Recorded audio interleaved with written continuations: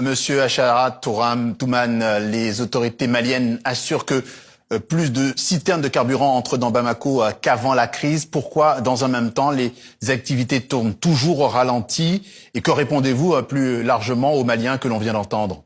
À un moment donné, nous avons connu une période un peu difficile qui n'a pas, je pense, qui n'a pas duré au-delà de 2 semaines.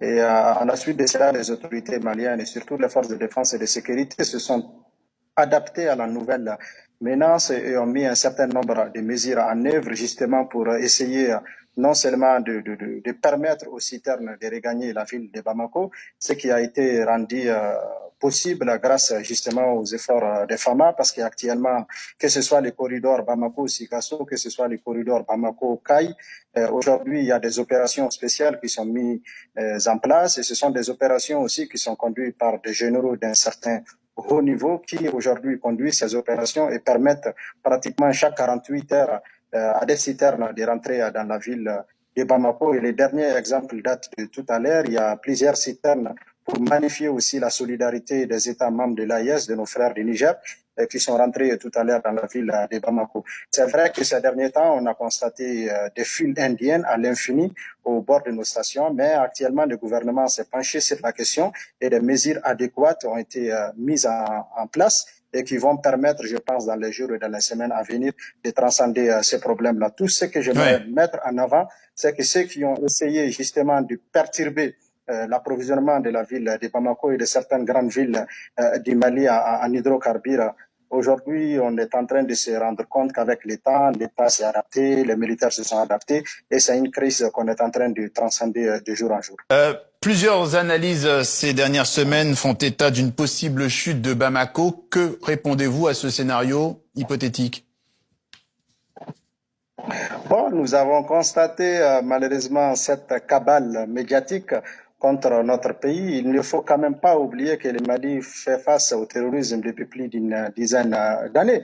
Et comme vous le savez, c'était l'acte 1, c'était le nord du Mali, l'acte 2, c'était le centre du Mali. Et aujourd'hui, nous sommes à l'acte 3, ce que moi j'appelle l'acte final. Ils sont arrivés au sud du Mali. Pourquoi? Parce que tout simplement, depuis 2023, comme vous le voyez, vous le constatez, l'armée malienne est de plus en plus dans l'offensive. C'est une armée qui se projette très loin, qui se projette très haut et qui se projette très fort partout sur l'ensemble de son territoire national. Aujourd'hui, il n'y a pas un centimètre de ce territoire où l'armée malienne n'est pas en mesure, soit avec ses drones, soit avec ses hélicoptères, soit avec ses unités, de frapper toutes les menaces terroristes, que ce soit de l'État islamique ou d'Al-Qaïda. Et à la suite de cela, les terroristes aussi, aujourd'hui, sur l'ensemble du territoire national malien, il n'y a pas une localité. Je le précise bien, il n'y a pas une localité que ces groupes-là contrôlent, que ce soit au nord, au centre ou au sud du Mali. Et en plus de cela aussi, aujourd'hui, c'est-à-dire l'armée malienne arrive à opérer sur l'ensemble du territoire national. Donc, face à cette offensive-là, les djihadistes aussi ont changé de méthode.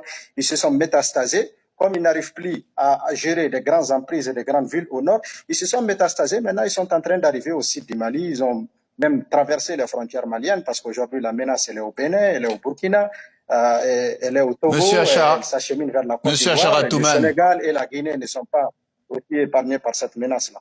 Oui. Quelles mesures supplémentaires seront prises pour que les autorités puissent régler le problème, puissent se dégager de cette pression des groupes armés? Elle est en cours, comme je l'ai dit tout à l'heure, le niveau même de commandement dans le cadre de la conduite des opérations a été élevé. Comme je l'ai dit, aujourd'hui, ce sont des généraux qui sont sur le terrain, qui conduisent des opérations.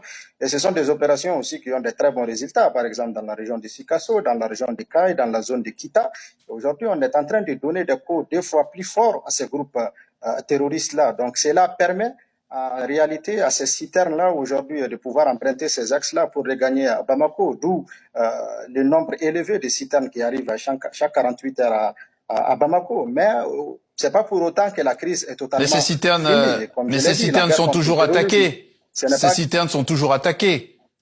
Vous dites que tout va bien, mais ces citernes sont toujours attaquées.